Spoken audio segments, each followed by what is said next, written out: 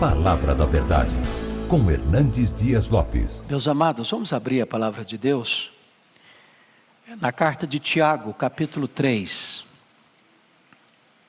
Tiago, capítulo 3.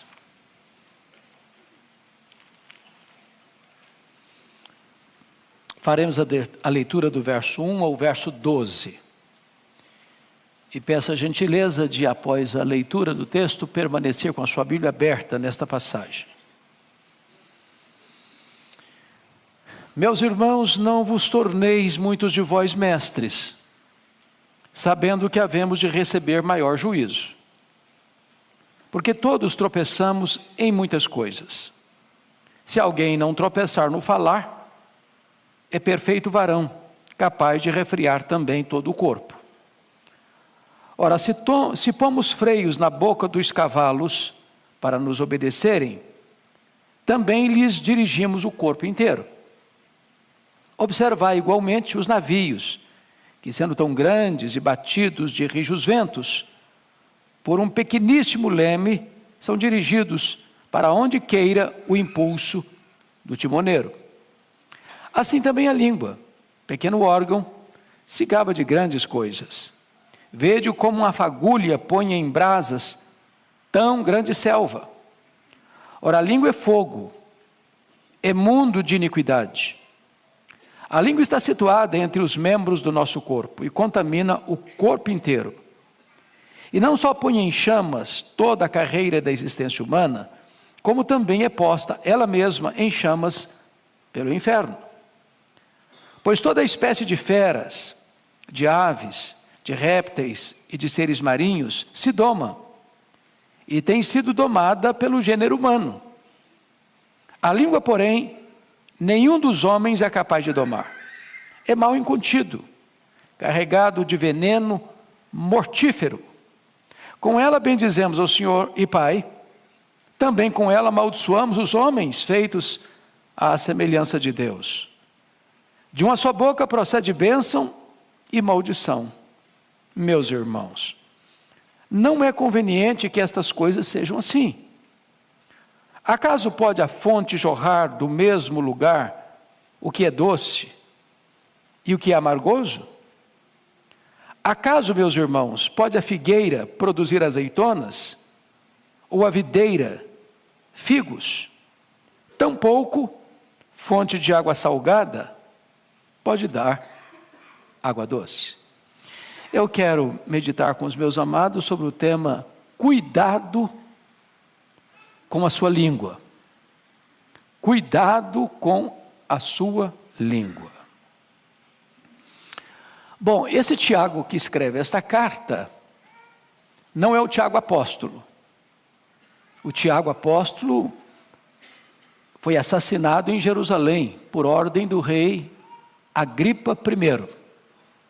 Esse Tiago aqui é o filho de Maria, é o irmão de Jesus, que foi convertido apenas após a ressurreição de Jesus, e que se tornou um líder da igreja de Jerusalém.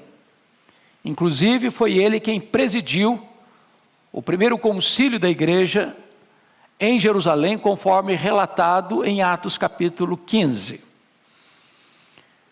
Tiago é considerado o livro de Provérbios do Novo Testamento. Talvez a carta mais prática que nós temos no Novo Testamento. Os historiadores dizem que Tiago foi um homem de oração a ponto de ser chamado o homem de joelhos de camelo.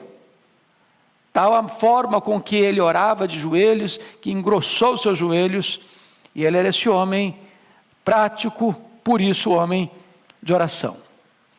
Nesta carta, ele carrega as tintas para enfatizar que o cristianismo prático passa pela nossa comunicação, passa pelo uso da língua. Se não, vejamos, olha aí capítulo 1, verso 19 comigo, e peço que você leia essa passagem comigo, toda a igreja comigo, Tiago 1,19, vamos juntos? Sabeis estas coisas, meus amados irmãos, todo homem, pois, esteja pronto para ouvir, tardio para falar, tardio para se irar. Então, o primeiro conselho dele na carta é: seja tardio para falar, pense melhor, pense bem. A língua é o megafone do coração. A língua só fala o que é produzido no coração. Então, reflita antes de falar. Segundo conselho, olha comigo capítulo 1, verso 26, vamos todos ler. Se alguém supõe ser religioso, deixando de refrear a língua, antes enganando o próprio coração, a sua religião é vã. Por que você engana o coração? Porque se você não refreia a língua e está dizendo meu coração é bom, mas a língua é má, tem uma incoerência aí, você está enganando a você mesmo. A língua é como esse painel do seu carro, é um espelho. Ele só vai reproduzir o que está programado. Você programa no seu celular, ele aparece no espelho. O coração é a fonte, a língua é o megafone do que é produzido no coração. Então, se você não refreia a sua língua, então a sua religião é de boca para fora, não é sincera, não é verdadeira, porque tudo emana e procede do coração. Vamos dar uma olhadinha agora no capítulo 4, verso 11. Olha aí comigo e vamos ler juntos. Vamos lá? Irmãos, não faleis mal uns dos outros. Aquele que fala mal do irmão, ou julga seu irmão, fala mal da lei, e julga a lei. Ora, se julgas a lei, não és observador da lei, mas juiz. Então, preste atenção. Sobretudo nesse tempo de tanta polarização política, ou de tantas tensões no Brasil, às vezes nós corremos o risco de sermos escolhidos falando mal. E às vezes falando mal de irmão. E Tiago está nos exortando aqui que nós não somos juízes, nós somos irmãos. E nós não devemos falar mal do irmão. Porque se estamos falando mal do irmão, nós estamos julgando a lei e não obedecendo a lei. Bom, mas agora nós vamos nos concentrar no texto.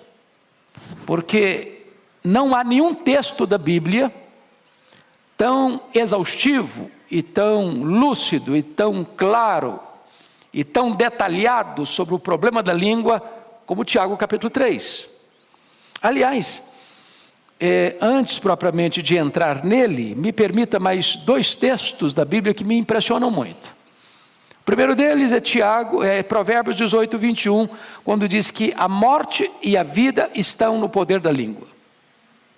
Quem bem utiliza, comerá do seu fruto. Ou seja, você pode dar vida, você pode matar um relacionamento, dependendo da maneira como você se comunica. Então a língua tem o poder de dar vida, a língua tem o poder de matar. Isso vale para o casamento, isso vale para a família, isso vale para os relacionamentos interpessoais, isso vale lá para a sua empresa, isso vale para os relacionamentos aqui da igreja.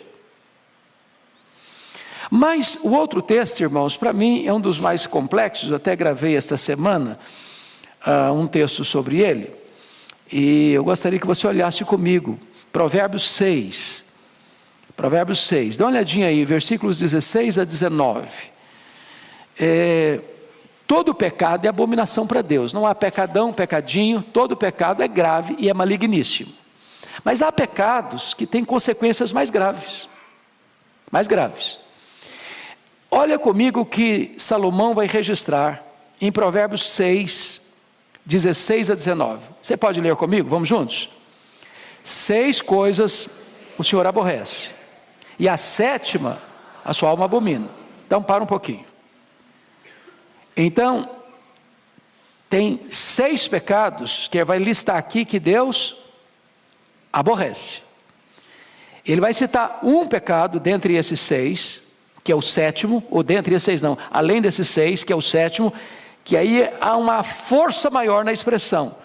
A alma de Deus abomina. Então vamos aos 6 que Deus aborrece. Primeiro, olhos altivos, orgulho. Deus aborrece orgulho. Segundo, língua mentirosa, mentira. Deus aborrece mentira. Terceiro, mãos que derramam sangue, inocente, assassinato, desde a vida intrauterina, em qualquer fase da vida. Deus aborrece. Quarto, coração que trama projetos iníquos, maldade, Deus aborrece. Quinto, pés que se apressam a correr para o mal, violência, Deus aborrece.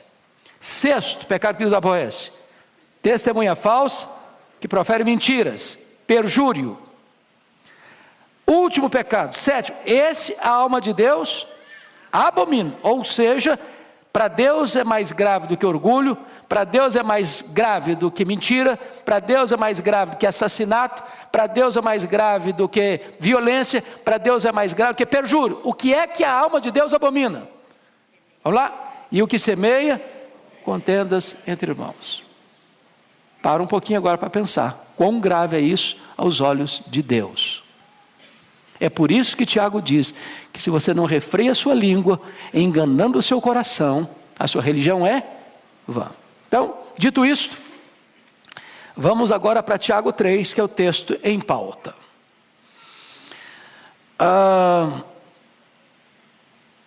Começando com o verso 1, ele se dirige à igreja assim: meus irmãos. Quem são os meus irmãos? Capítulo 1, versículo 1, ele está se dirigindo às 12 tribos que se encontram na dispersão. Então é gente que está passando por lutas na vida. Quando você está passando por lutas na vida, sobretudo injustiça, porque dispersão significa que o cara teve a sua casa saqueada, seus bens sequestrados, ele está perambulando pelo mundo, ele está passando uma situação difícil, e ele então se dirige a essa comunidade, diz: meus irmãos, não vos torneis muitos de vós mestres, sabendo que havíamos de receber maior juízo. O que ele está dizendo? Que se você ocupa uma posição de destaque, de liderança, a régua vai ficar lá em cima. Quanto mais conhecimento, quanto mais responsabilidade, quanto mais liderança você exerce, maior é o grau de responsabilidade que vai se requerer de você, no trato da sua comunicação. Então o fato de você ser um líder não isenta você de responsabilidade, ao contrário, aumenta a sua responsabilidade na comunicação.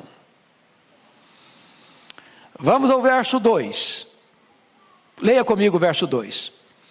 Porque todos tropeçamos em muitas coisas. Se alguém não tropeça no falar, é perfeito varão, capaz de refrear também todo o corpo. Primeiro, Tiago está admitindo aqui que não tem ninguém que sobra, que fica como exceção no critério de não pecar, de não tropeçar. Ele diz todos. Então, o líder e o liderado, o maduro na fé e o neófito, todos tropeçamos.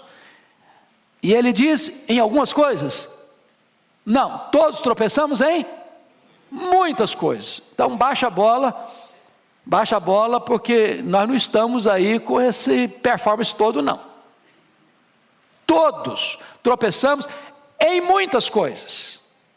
Ele está usando o todo para certamente enfatizar um aspecto específico. O maior obstáculo onde mais tropeçamos na vida é na nossa língua. Ela é tão comprida que ela serve de laço para os nossos pés. E agora, depois que ele trata disso, é como se ele mostrasse para nós duas figuras. Alguém já disse e eu concordo. A língua ou a palavra falada é como uma flecha que você lança. Depois que você a lançou, você não a recolhe mais. Falou, não dá para engolir mais essa palavra que você falou. Ela vai atingir, vai ferir, vai machucar alguém. Segunda figura. A língua é como você subir no alto de uma montanha e solta um saco de penas. Não dá para recolhê-las todas mais. Então, notinha de rodapé e conselho. Não discuta em mídias sociais. Isso é soltar um saco de penas. Não adianta depois, mas vou ter direito de resposta. Não, o que você falou vai alcançar um outro horizonte. O seu direito de resposta, ou a sua defesa, ou a sua apologia, não vai alcançar as mesmas pessoas. Então, cuidado, prudência. Porque falou, não dá para recolher todas as palavras mais. Bom, dito isto, então agora vamos observar algumas coisas interessantes. Ele vai usar aqui 6 figuras sobre a língua. A figura do freio, a figura do leme, a figura do fogo, a figura do veneno, a figura da fonte e a figura das árvores frutíferas. São 6 metáforas que ele vai usar. Instrutivas. Tiago é prático, Tiago é o Provérbios do Novo Testamento. E ele quer tornar esse assunto tão pedagógico, tão fácil de entendimento, que a melhor maneira de você ilustrar, ou orientar, ou clarear um conceito, é dando exemplo, usando figuras, imagens. Uma imagem ou um símbolo vale mais do que 1000 palavras. Então, notem comigo, por favor, versos 3 e 4. Vamos ler esses 2 versos juntos. Vamos lá? Ora, se pomos freio na boca dos cavalos para nos obedecer, também lhes dirigimos o corpo inteiro. Observai igualmente os navios, que sendo tão grandes e batidos de rijos ventos por um pequeníssimo leme, são dirigidos por onde quer o impulso do timoneiro. Então, quais são as 2 figuras que ele usa aqui? A figura do freio e a figura do leme. Eu não sei quantos aqui tiveram o privilégio, como eu, de nascer na roça, porque nascer na roça é um privilégio, sabia? É um privilégio, você tem conhecimento dos 2 lados da vida. E você já viu um potro, um cavalo jovem, com força? Ele é selvagem, ele não é dominado, não se pode montar nele, a não ser um profissional. Por quê? Porque ele tem força. E a força dele não está o quê? Domesticada. E ele é um risco, ele é uma ameaça, ele é um perigo. Ele vai usar a força dele para ferir você, para derrubar você, para machucar você. Mas acontece que tem profissionais, são os domadores, e botam um freio na boca dele. Daqui a pouquinho ele é domesticado. Uma criança pode subir nesse cavalo, ele tem a mesma força, ele tem o mesmo potencial, ele tem a mesma capacidade, mas agora ele obedece comando. Então, assim como o freio controla um cavalo que tem toda a força, mas não usa essa força para destruição, mas para o serviço, a língua, sendo um pequeno órgão no corpo, vai controlar você, para você não ser intempestivo, para você não ser destemperado, para você não trazer tragédias na hora de comunicar-se, mas ser o quê? Disciplinado. Segunda figura, um navio. Navio é grande, carrega muita carga, transporta muita gente, singra as águas dos oceanos mais profundos, suporta rajadas de ventos violentas, mas esse navio tão grande é dirigido por um pequeno leme, e o timoneiro está lá no leme, e vai guiando o navio, para que ele não se arrebente nos rochedos, para que ele não passe perto dos icebergs, e rasgue o casco, e chegue ao naufrágio. Esse pequeno leme na mão do timoneiro é que vai conduzir o navio para onde o timoneiro quer, um lugar seguro, para sair e chegar em segurança. O que ele está dizendo? Que a nossa língua tem o poder de nos dirigir no meio das tempestades da vida, para não nos arrebentarmos nos rochedos da história, para não sermos feridos e nem ferirmos alguém com a nossa língua. Se você controla a língua, você tem bênção sobre você, e bênção na vida dos outros. Deixa eu ilustrar como a fala pode ser abençoadora. Acho que todos vocês já leram e conhecem a história do pastor batista Martin Luther King, pastor batista, em Montgomery, no estado do Alabama.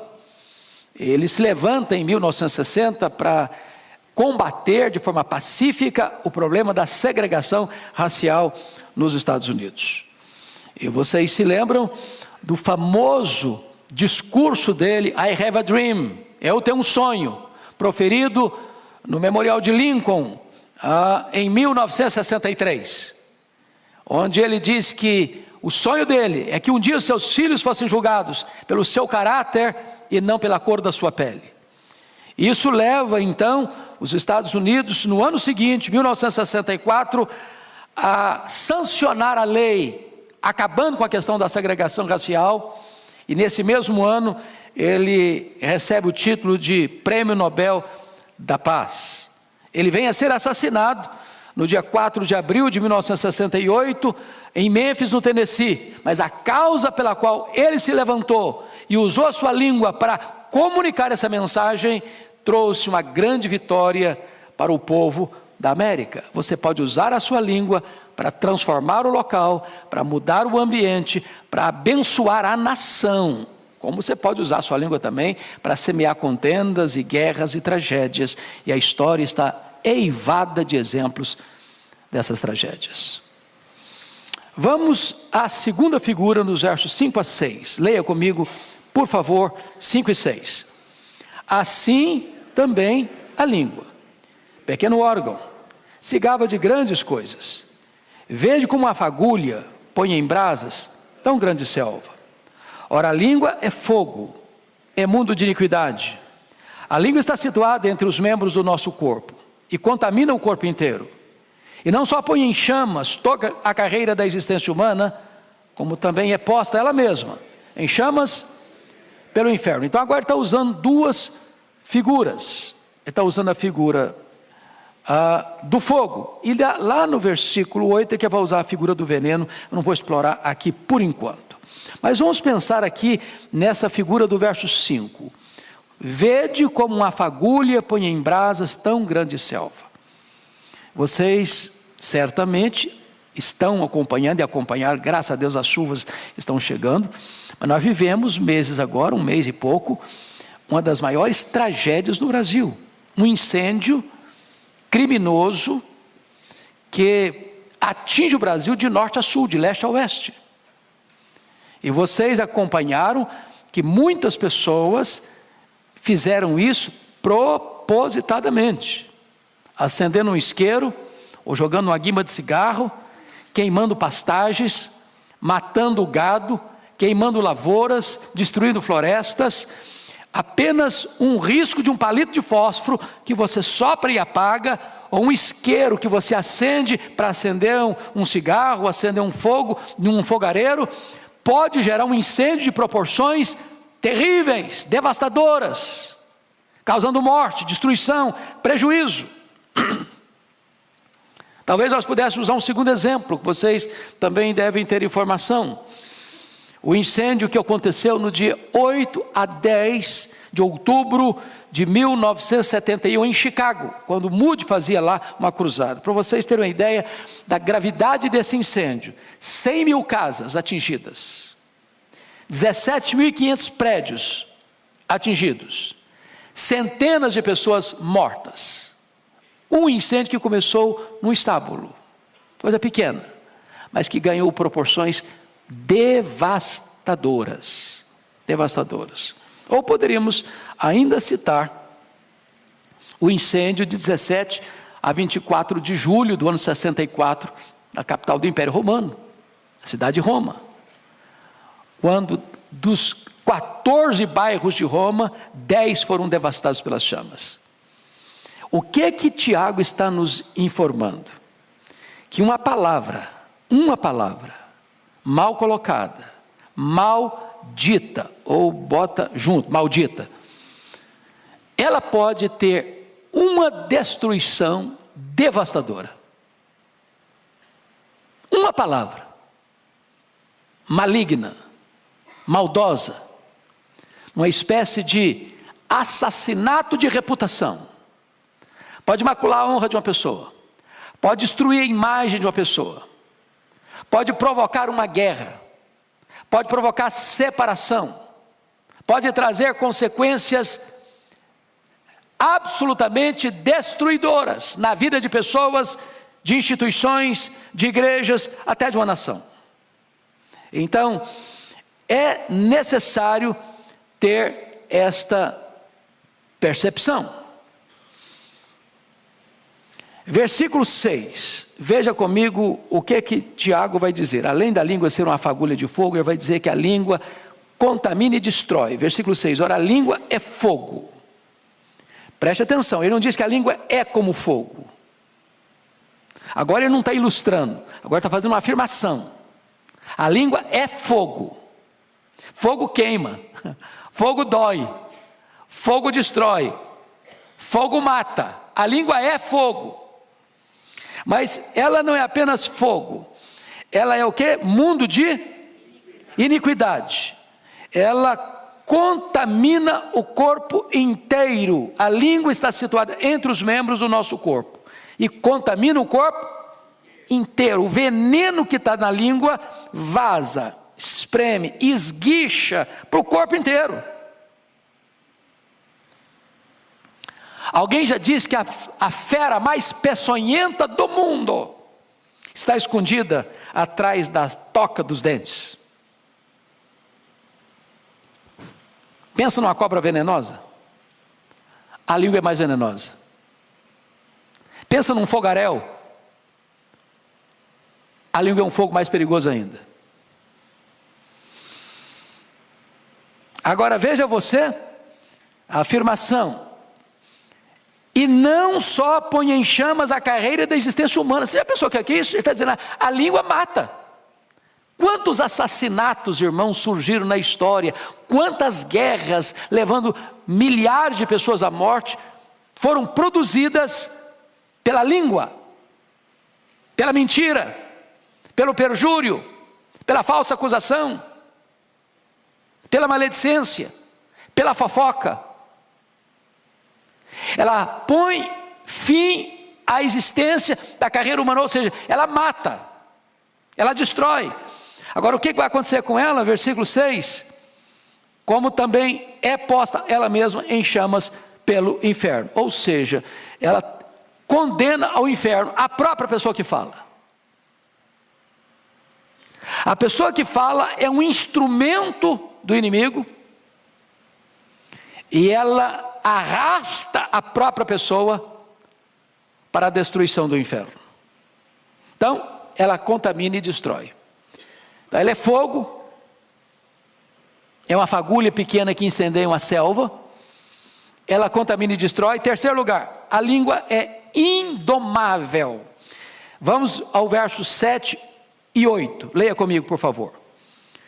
Pois toda espécie de feras, de aves, de répteis, de seres marinhos, se doma, tem sido domada pelo gênero humano. A língua, porém, nenhum dos homens é capaz de domar. É mal incontido, carregado de veneno mortífero. Vamos pegar só até impossível de domar. Então, ele está usando aqui uma possibilidade, um fato, uma realidade. Deus criou o homem, colocou o homem no jardim, deu ao homem a capacidade de dar nome aos animais e mais, de dominar sobre as aves dos céus, sobre os animais da terra e sobre os peixes do mar. Ou seja, o homem recebe o poder de Deus para domesticar e dominar os animais voláteis, os animais terrestres e os animais aquáticos. O homem tem esse poder e de fato o homem tem exercido esse papel. Ele doma mesmo as aves dos céus, os animais da terra e os peixes do mar. O homem tem essa habilidade, essa gestão, esse governo concedido pelo próprio Deus. Agora, depois de fazer essa declaração tão ampla, ele diz assim: a língua, porém, nenhum dos homens é capaz de domar. Quantos homens não conseguem domar a língua? Quantos? Nenhum. Então baixa a bola de novo. Nenhuma pessoa nesse auditório, nem nas milhares de pessoas que estão nos assistindo, pode cruzar os braços. Isso aí não tem nada a ver comigo. Eu sou um perfeito varão que nunca tropecei na minha língua. Quem de nós ousa dizer que nunca errou?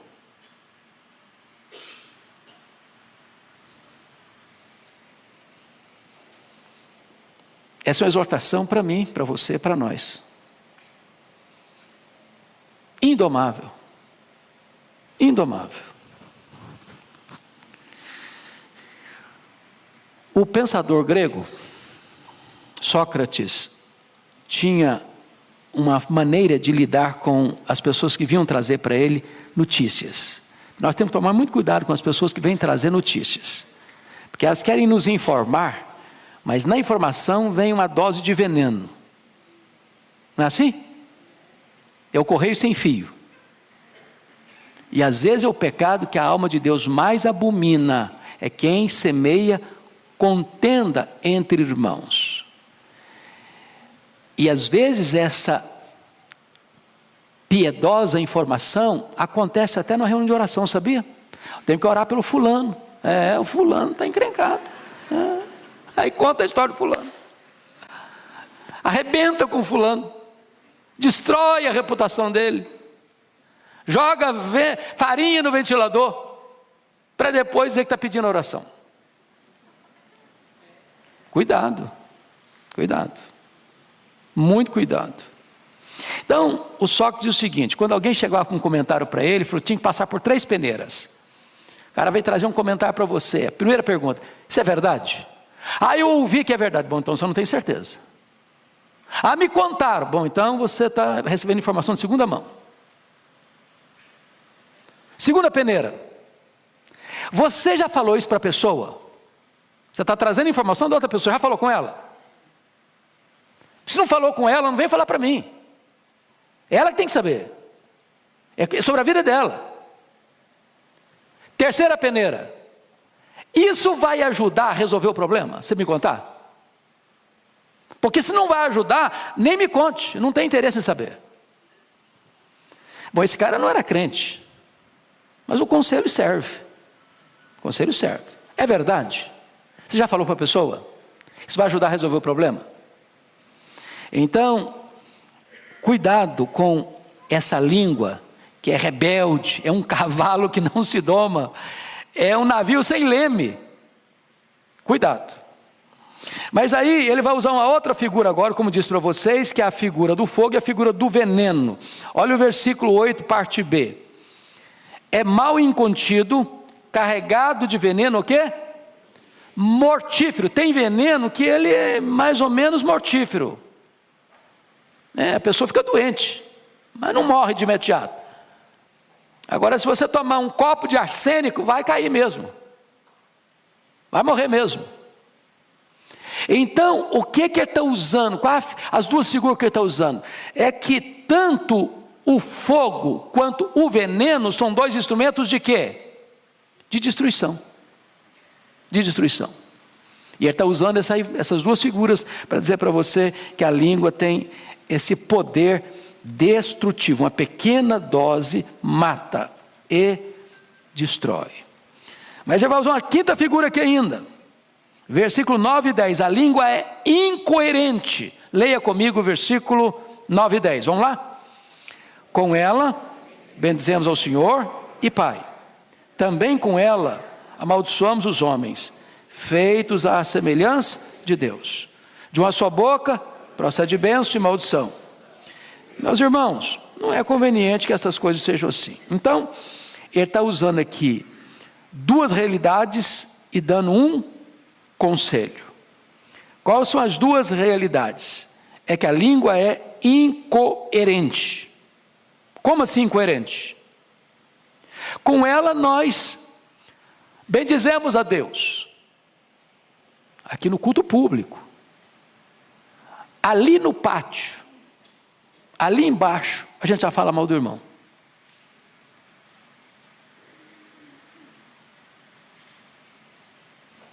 Como assim? A mesma língua? Que acabou de bendizer a Deus, está amaldiçoando alguém que foi feito à imagem de Deus? Olha a incoerência. Eles uma mesma língua procede bênção e maldição. Eu abençoo e eu amaldiçoo, com a mesma língua. Incoerente, inconsistência. Agora, isso é a realidade, mas não é o conveniente. Ele exorta. E qual é a exortação dele? Meus irmãos, ele está fazendo um apelo para os irmãos. Veja que ele não está falando para os ímpios, ele não está falando para os pagãos. Ele não está falando para a gente não convertida. Ele está falando para a gente que nasceu de novo. Meus irmãos, isso não é conveniente. Não é porque as coisas acontecem que você agora, não, mas é isso mesmo, nós somos todo mundo fraco mesmo, nós somos tudo pecador mesmo, então deixa eu soltar a língua, deixa eu soltar mesmo o verbo, deixa eu falar o que eu quiser falar, e ninguém tem nada a ver com isso. Tem sim. Tem sim. Aquele que não refreia a sua língua, enganando o próprio coração, a sua religião é o quê? Vã. Bom, dito isto, vamos encerrar com o último ponto que ele menciona para nós. Se a língua tem o poder de dirigir, como o freio do cavalo e o leme do navio, se a língua tem o poder de destruir, como o fogo e o veneno, em terceiro lugar, a língua tem o poder de deleitar, como uma fonte e como uma árvore frutífera. Essa é a linguagem dele dos versos 11 e 12. Leia comigo, toda a igreja. Acaso pode a fonte jorrar do mesmo lugar o que é doce e o que é amargo? Acaso, meus irmãos, pode a figueira produzir azeitonas, ou a videira figos? Tampouco fonte de água salgada poderá água doce. Ele está, de certa forma, só mudando as figuras para mostrar novamente a incoerência da língua. Perceberam? Ele está usando uma outra imagem agora. Outra imagem. Agora não é bem dizer e falar mal do irmão, nem abençoar e maldizer. Ele está usando agora uma linguagem da agricultura, do campo. Então ele está falando de uma fonte. Uma fonte é o lugar de você se dessedentar, sobretudo no Oriente, onde isso era raro. Então você chega e vê uma fonte e você bebe. Vocês se lembram, quando o povo saiu do Israel, chegou no deserto e viram água e foram todos beber com muita gana, e quando beberam, o que estava acontecendo? A água era amarga, não dá para beber. Então você tem fonte de água doce e tem fonte de água salobra. Agora você nunca vai ver uma fonte produzir água doce e daqui a pouquinho água salobra ao mesmo tempo. Se é água doce, é água doce. Se é água salobra, é água salobra. O problema é que a língua é tão complexa, que às vezes dessa mesma fonte sai água doce, dessa mesma fonte sai água salgada. A mesma língua que abençoa, amaldiçoa. A mesma língua que glorifica a Deus, fala mal do irmão. Aí vou usar outra figura, a figura da árvore. Ele diz assim, versículo 12: acaso, meus irmãos, pode a figueira produzir azeitonas? A figueira produz o quê? Figo. Azeitona, a videira produz o quê? Uva. É isso mesmo que eu falei? Eu me confundi. Vamos de novo. Acaso, meus irmãos, pode a figueira produzir azeitona? Então figueira produz o quê? Figo. O que produz azeitona? Oliveira. A videira produz o quê? Uva. Ela não produz o quê? Figo. O que produz figo? Figueira. O que ele está dizendo?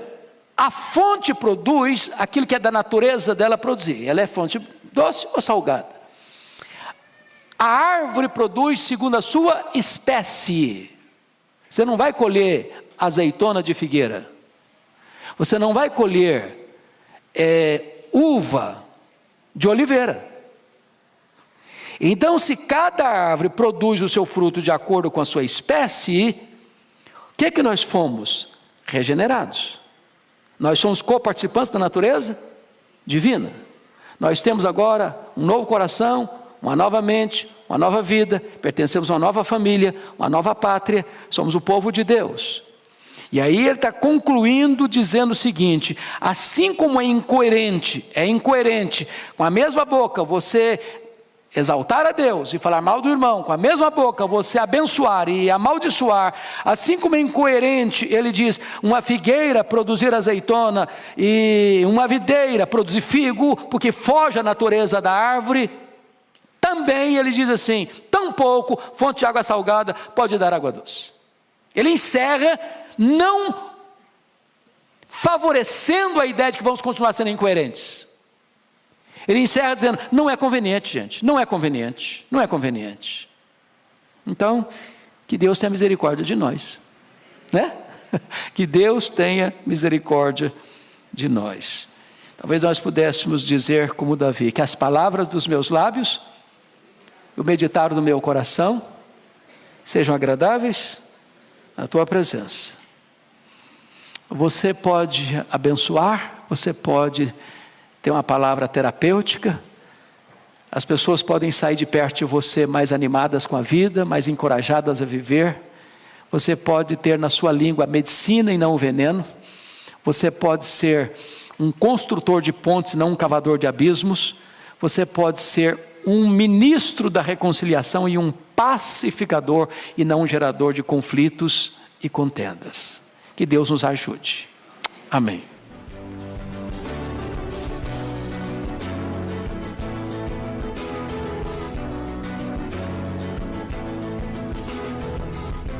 Palavra da Verdade, com Hernandes Dias Lopes.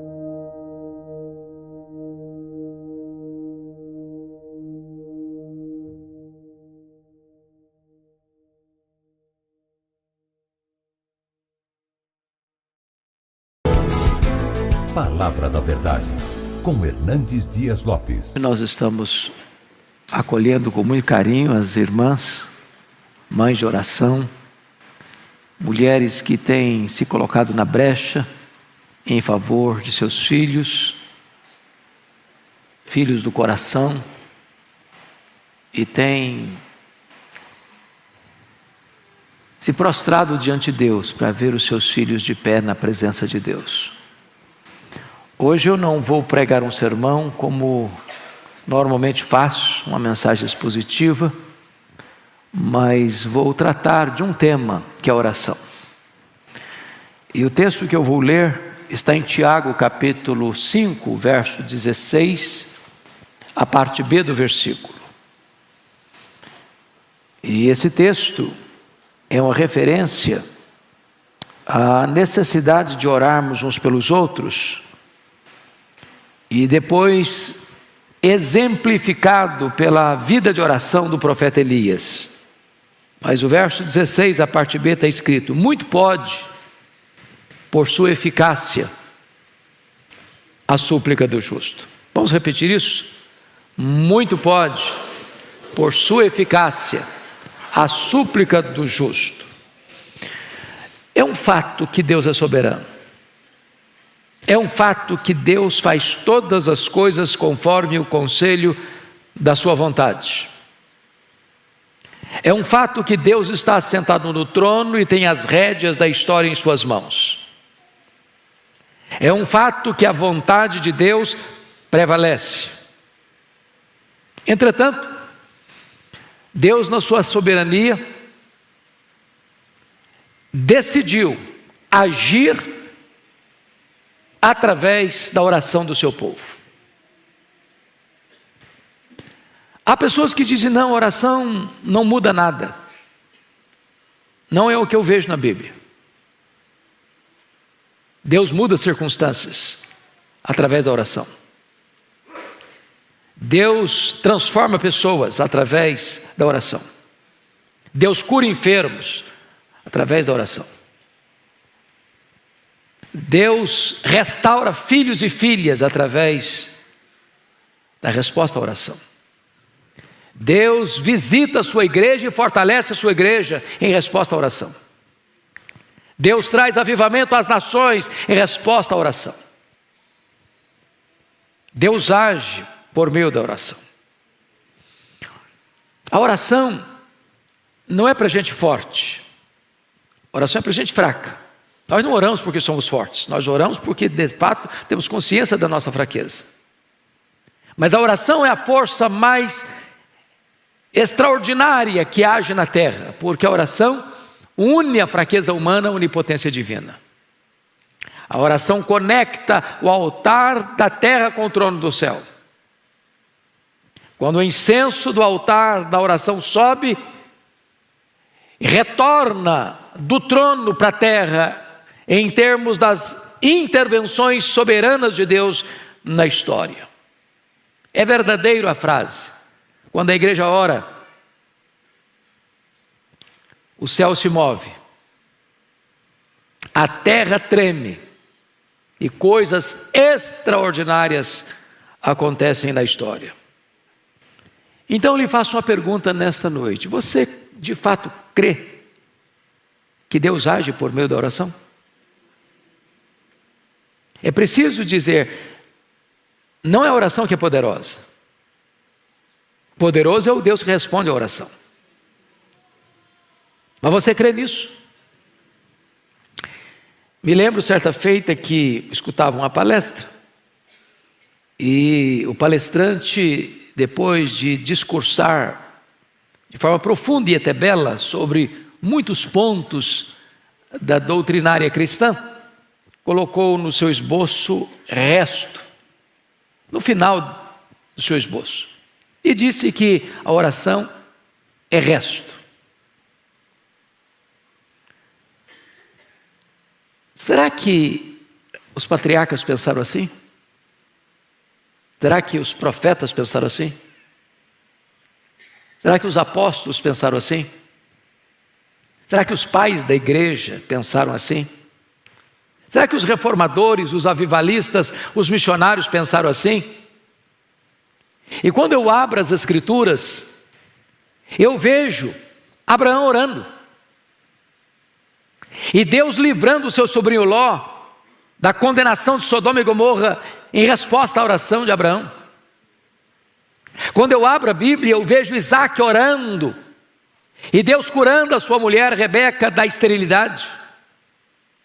Quando eu abro a Bíblia, eu vejo Jacó orando com lágrimas, pedindo misericórdia, e Deus mudando a história dele e salvando a vida dele aos 97 anos no Val de Jaboque.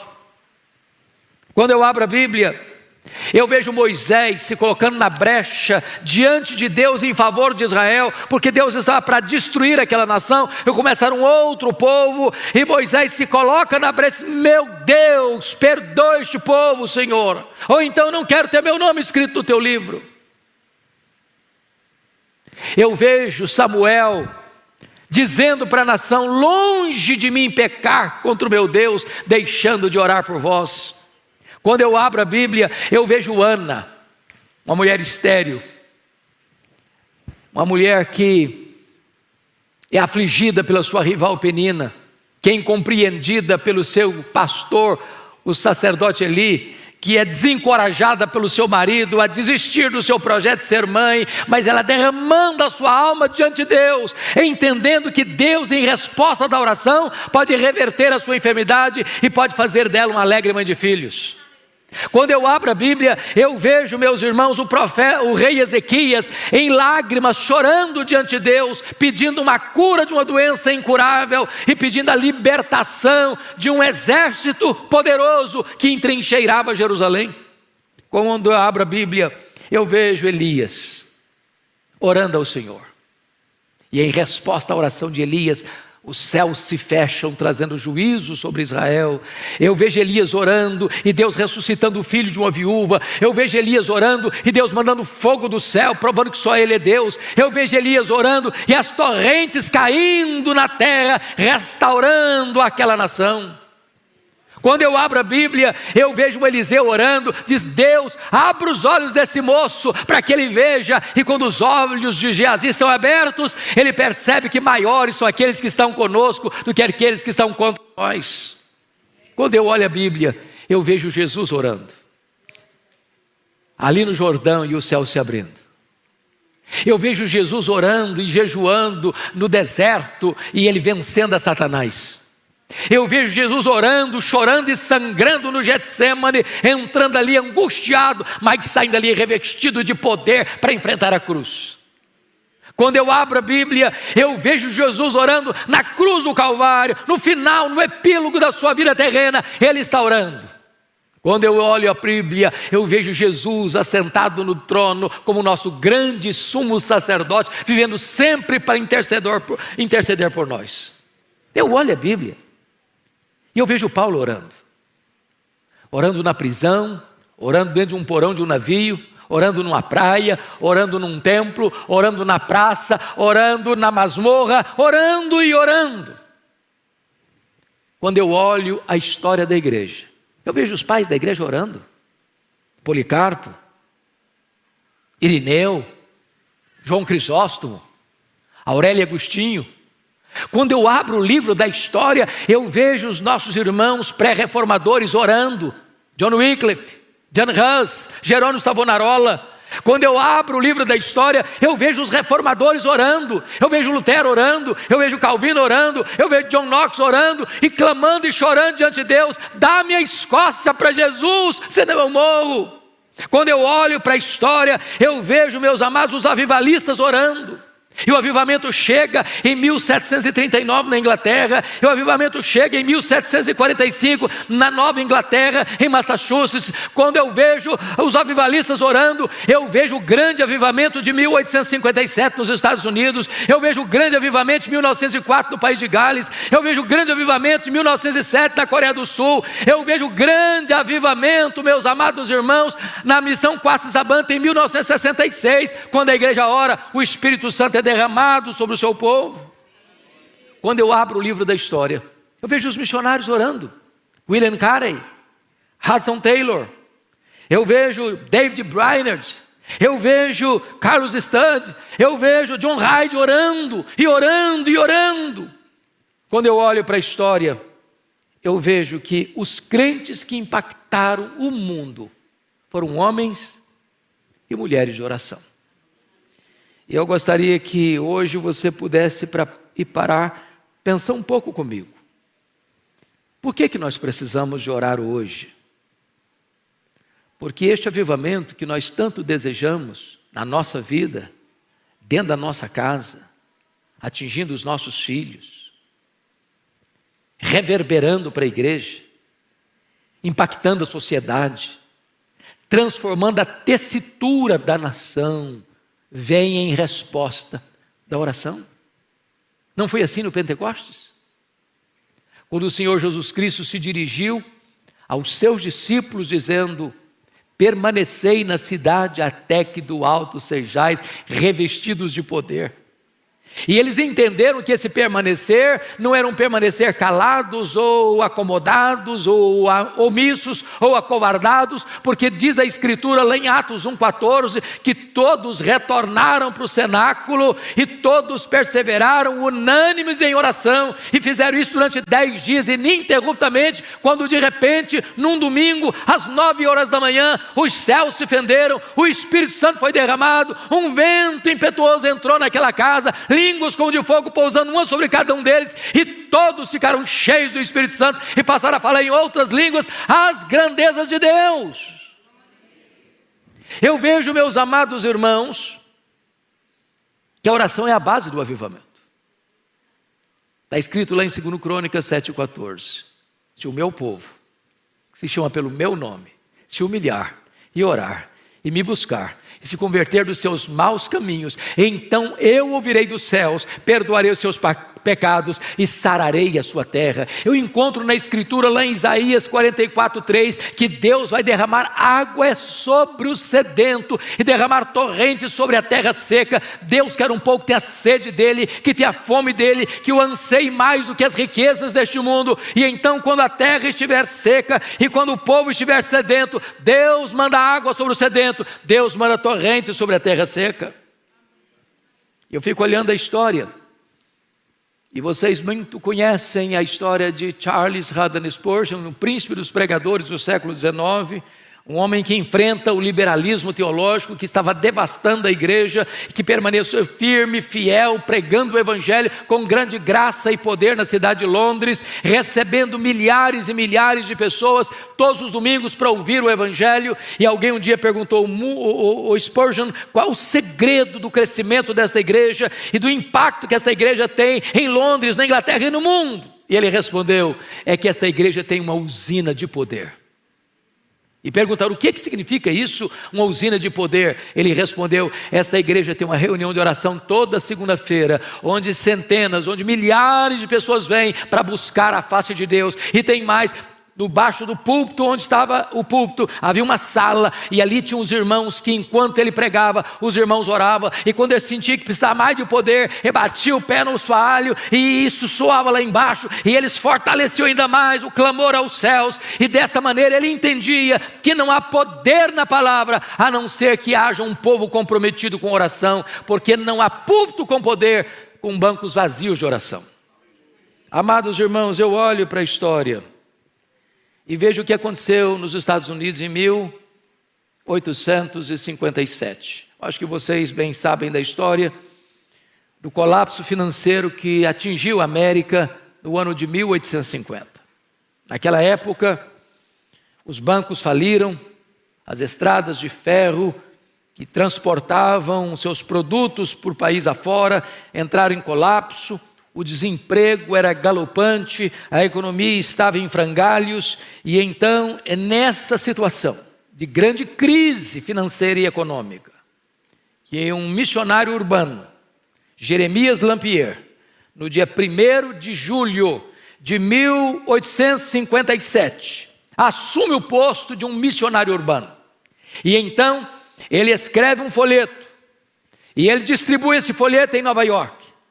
E ele chama homens de negócio, porque ele era um homem de negócio, para vir orar com ele num hotel em Nova York. Na primeira semana vieram 6 pessoas. Na segunda semana, tinha 40 pessoas. Em 6 meses, tinham 10 mil homens orando em Nova York por um grande avivamento espiritual. Em 2 anos, mais de 2 milhões de pessoas convertidas. Fruto desse avivamento, um jovem de 26 anos, que estudou no seminário de Princeton, ouvindo Charles Hodge pregar um sermão de missiologia, ele me diz: meu Deus, eu quero ir para o Brasil. Alguém disse: você é louco, aquele país é um país muito pobre, aquele país tem doenças endêmicas, você é filho caçula, a sua mãe já está idosa, você tem igrejas grandes aqui na América que podem receber você. E ele diz: o lugar mais seguro para um homem estar é no centro da vontade de Deus. E como fruto desse avivamento, ele vem ao Brasil e chega aqui no dia 12 de agosto de 1859 para plantar a Igreja Presbiteriana do Brasil, fruto daquele poderoso avivamento espiritual.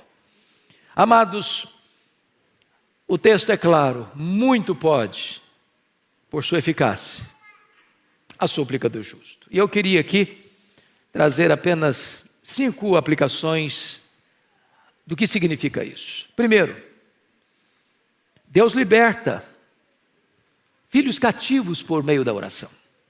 Nós estamos aqui porque mães têm se levantado para colocar diante de Deus os seus filhos.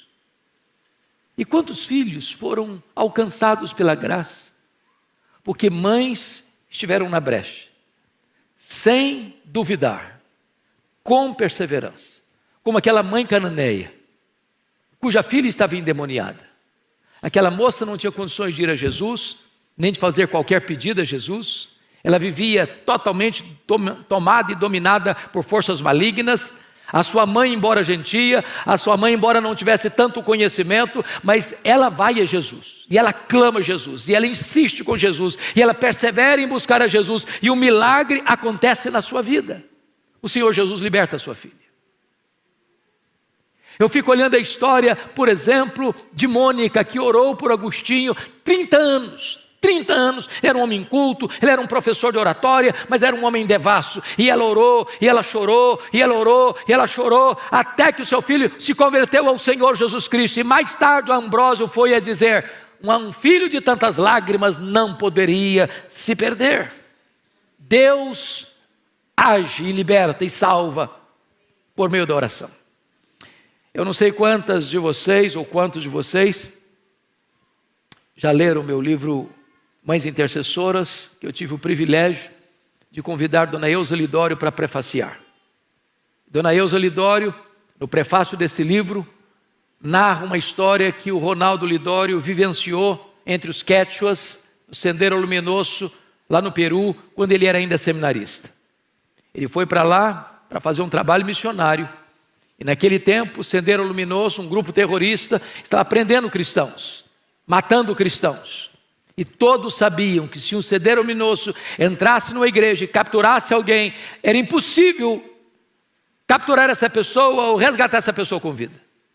E o Ronaldo estava pregando, quando entra o Sendero Luminoso, e apanha ele e ao companheiro dele. Colocaram um capuz, jogaram dentro de um carro e saíram às pressas para ser levado para o pelotão do fuzilamento, para o paredão do fuzilamento. E o Ronaldo relata o fato de que houve muita angústia no coração dele. E naquele período em que ele estava sendo levado e sabendo para onde ele estava sendo levado e qual seria o seu destino, ele disse: meu Deus, eu não estou em paz. Então, se o Senhor quer que eu morra, o Senhor me dê paz. Mas se o Senhor me der vida, eu quero consagrar mesmo a minha vida para dedicar toda a minha história para a pregação do Evangelho. Mas curiosamente, naquela noite, a sua mãe, que estava aqui no Brasil, foi despertada, inquietada, angústia na alma, e ela levantou da sua cama e andava de um lado para o outro, diz: meu Deus, eu não sei o que está acontecendo com meu filho, eu não sei o que está ocorrendo com ele, mas eu estou com o coração aflito. Então, Senhor, onde ele estiver, como ele estiver, manda os teus anjos, envia o teu socorro, traz o teu livramento. E o Ronaldo disse que quando ele estava sendo levado, tirado do carro para ir para o paredão, passa um carro com muito barulho e o toma e o enfia dentro do carro e sai correndo com ele. E ele foi liberto de uma maneira extraordinária, porque naquela noite Deus levantou uma mãe aflita, mas intercessora, para colocar-se na brecha em favor do seu filho. Deus responde oração. E levanta filhos, e restaura filhos, e salva filhos, em resposta à oração de sua mãe. Mas, amados, notem vocês que Deus reverte situações humanamente impossíveis em resposta de oração. Quantas pessoas que já escutei isso, na oração não muda nada. A oração só muda você, mas nada vai mudar em Deus. Irmãos amados, o Senhor diz, a Bíblia ensina assim: pedi, dar-se-vos-á, buscai e achareis, batei e abrir-se-vos-á, porque todo o que pede, recebe, todo o que busca, encontra, todo o que bate, abrir-se-lhe-á. Nada tendes, diz a Escritura, porque nada pedis. Então, quando você pede, você recebe. Pense comigo na história do rei Ezequias. O próprio Deus tinha mandado o profeta Isaías na casa dele para dar uma ordem, um veredito, um ultimato: põe em ordem a tua casa porque morrerás. E Ezequias ora e chora, e Deus muda o quadro, Deus muda o diagnóstico, Deus muda a sentença, Deus muda o ultimato, e manda de volta o profeta lá dizendo: olha, eu ouvi a tua oração, eu ouvi as tuas lágrimas, e eu te curarei, e eu libertarei Jerusalém do poder da Síria. Olha a história comigo de Pedro, lá em Atos 12, ele está preso, guardado numa prisão de segurança máxima, com 3 escoltas de 4 soldados cada uma. A morte dele já estava lavrada, a sentença dele já estava definida, ele morreria depois da festa, mas em resposta à oração da igreja que se colocou na brecha em favor dele, Deus mandou um anjo e tirou da prisão máxima e libertou Pedro, e aquele que haveria de matá-lo é quem morre. Deus reverte a situação em resposta à oração. Olha comigo a história de Paulo e Silas. Eles estão presos num tronco, no cárcere interior, com os pés amarrados com ferros, com as costas ensanguentadas, numa situação dramática. Mas diz a Escritura que por volta da meia-noite eles cantam e eles oram, e Deus manda um terremoto, e a única coisa que me impressiona é que esse terremoto só quebra as algemas e só abre as portas, mas não traz nenhuma consequência, nenhum desastre, nem nada cai na cabeça deles, nenhuma pessoa soterrada, e apenas os grilhões são partidos. Em resposta à oração, meus irmãos, Deus fecha a boca de leões. Em resposta à oração, Deus apaga a fúria das chamas do fogo. Em resposta à oração, os mortos ressuscitam. Em resposta à oração, os demônios batem em retirada. Em resposta à oração, a igreja avança no poder do Espírito Santo. Louvado seja o Senhor. Quando a igreja ora, Deus age. Deus age. E eu gostaria de encorajar você, mãe, a continuar orando. Não abra mão de seus filhos, não abra mão do seu marido, não abra mão da sua esposa, não abra mão dos seus filhos, não abra mão dos seus netos, não abra mão da sua família, não abra mão de ver Deus fazendo maravilhas, maravilhas. Deus pode tirar as escamas dos olhos, Deus pode tirar o tampão dos ouvidos, Deus pode tirar o coração de pedra e dar um coração de carne, Deus pode responder a oração. Sabe por quê? Porque muito pode, pela sua eficácia, a súplica do justo. Que Deus nos ajude, que Deus nos abençoe, que Deus nos levante como intercessores nesta noite. Amém.